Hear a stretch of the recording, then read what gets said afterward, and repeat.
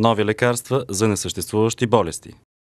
Много голямо впечатление прави в последно време това, че се генерират молекули, от които се очаква някакъв ефект, а се оказва, че те имат съвсем друг ефект. Такъв е пример, да кажем, с синтезиран антидепресант, който се оказва, че не влияе по никакъв начин върху тонуса и настроението, а влияе, да кажем, върху това, че потиска повече апетита. Значи, този продукт след това беше предлаган като средство за отслабване. Оказа се, че вместо човек да слабее от него, пък развива диабет.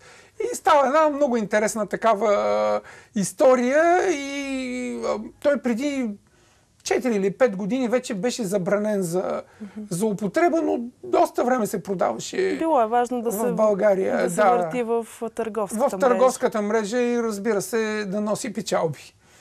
Тъй, че в момента се измислят всевъзможни състояния да бъдат напаснати към някакъв медикамент.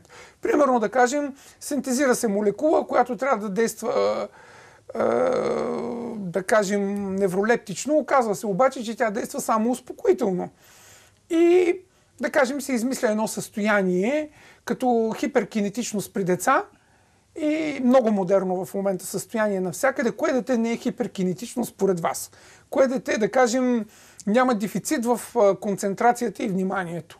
Но това са категории, които се въвеждат специално в психиатрията и обикновено към тях се напасват разни продукти. Казва се, ето, това е продукт, който е показан за такива състояния, и трябва да се използва, да кажем, при тях.